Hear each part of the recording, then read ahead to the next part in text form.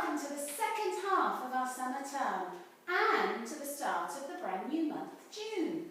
I hope you all had a wonderful half-term break and managed to have a really good rest, recharged your batteries, ready for another hard-working half-term and what I hope to be filled with glorious sunshine.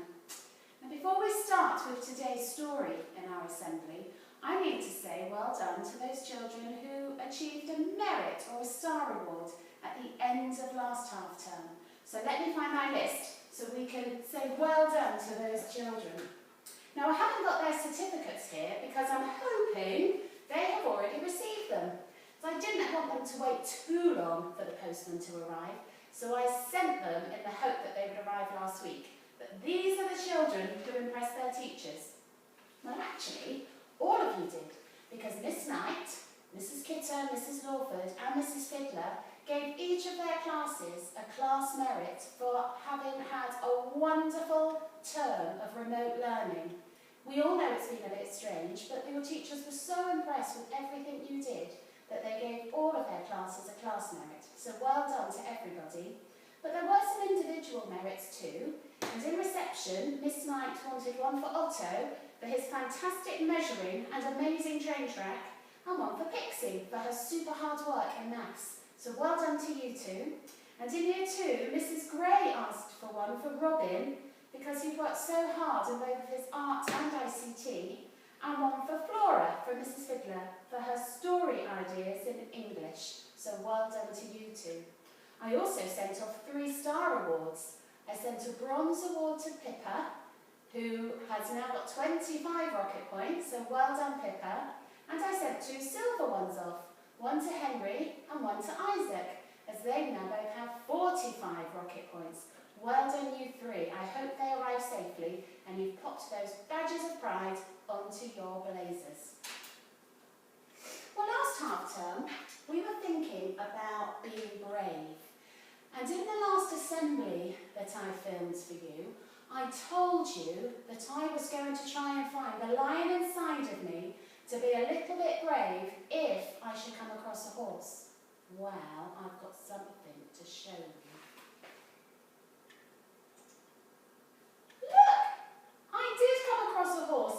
I know it's only a little small pony, but I was very brave and I went up to the gate and this super horse came along and had its selfie taken with me. I was so proud of myself. And do you know, I think the reason I was brave enough to do it was because I had told you I was going to do it, and that made me feel determined. And so then I thought, this half term, our assemblies are going to be about determination. It's a very big word, but it's a very big thing. Because if you're determined to do something, it means that no matter what problems lie in the way, you will keep trying your very, very best to do it. I expect some of you may have been determined when you were trying to ride your bike without stabilisers.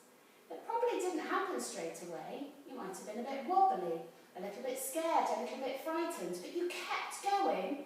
I expect many of you can ride a bike really easily now without stabilisers. Some of you I know are learning to play an instrument, and you have to be really determined to practice really often to get better and better. It's not going to happen. You won't get any better if you don't practice. So you have to be determined. I've seen lots of you be determined in the class with learning to join your letters together, or if you want to build a really super duper model. And it's not always easy and things might go wrong, but you don't give up. You're determined to keep going to achieve what you set out to achieve. And that's a really important thing. People who are determined often achieve really great things. Now today's story is one by one of my favourite children's authors called Oliver Jeffers. And he's written this story about a little boy called Floyd, and the story is called Stuck. Let's find out how Floyd is determined. It all began when Floyd got his kite stuck in a tree. He tried pulling and swinging, but it wouldn't come unstuck.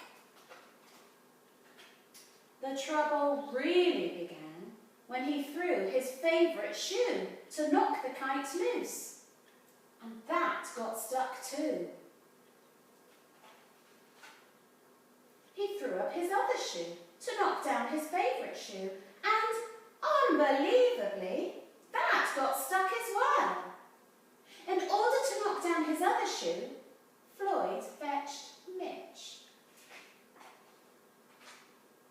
Cats get stuck in trees all the time, but this was getting ridiculous. Floyd fetched a ladder.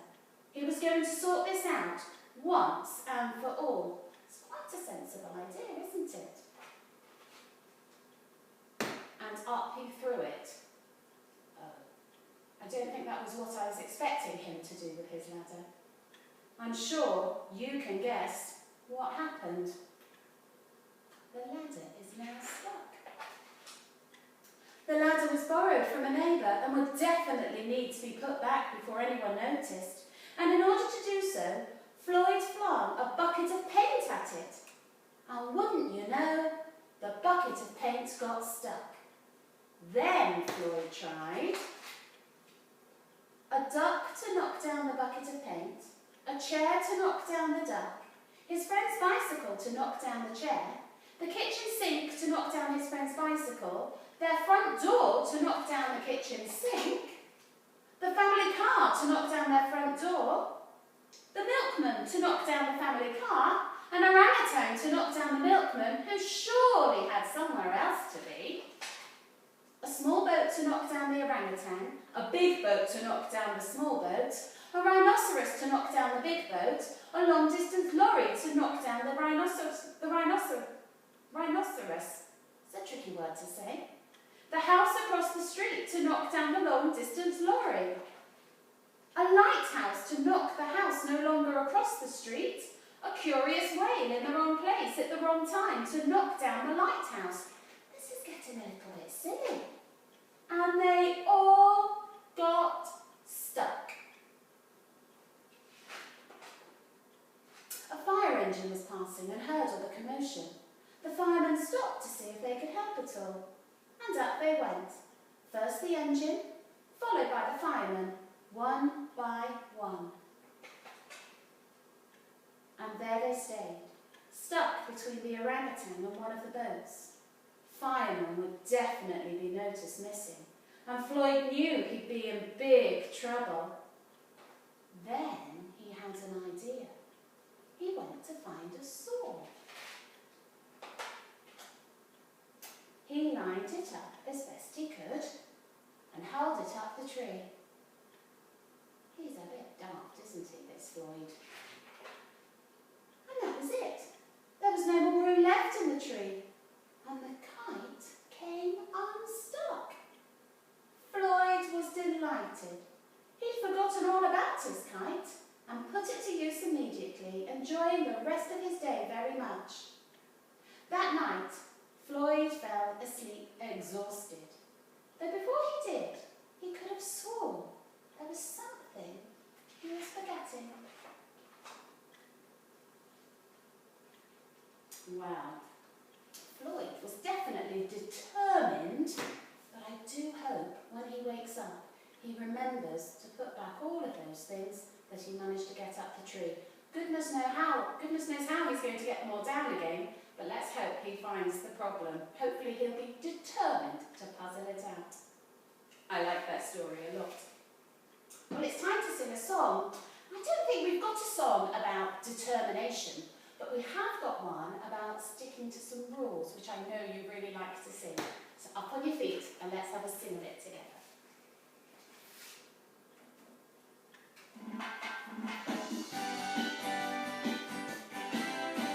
Stick to the rules like glue. That is what you should do. When you're off track, it's hard to get back. Stick to the rules like glue. Better for me and you.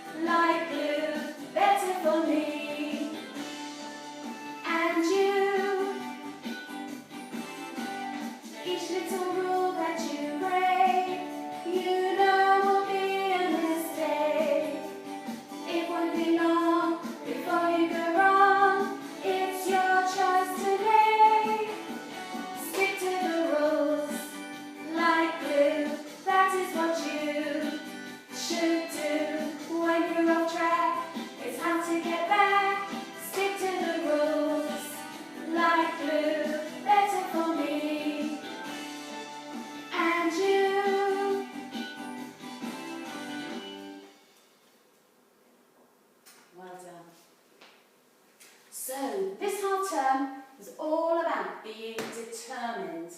And I've got a prayer for us to say together, which is all about just that very thing. So let's light the candle. You put your hands together, close your eyes, and make these words your own by saying Amen at the end. Dear God, help me to be determined to work hard and achieve my goals. Help me help others too, by encouraging them to keep trying, even when things go wrong. Help me today and every day. Amen. So I wonder what you might achieve this week with a sprinkle of determination over everything you do. And I can't wait to find out. Hopefully, I might be giving out some merit badges this week for children who have been determined to achieve something. Let's hope so. Well, I'm going to leave you with our assembly music, and I look forward to seeing you again soon. Bye-bye.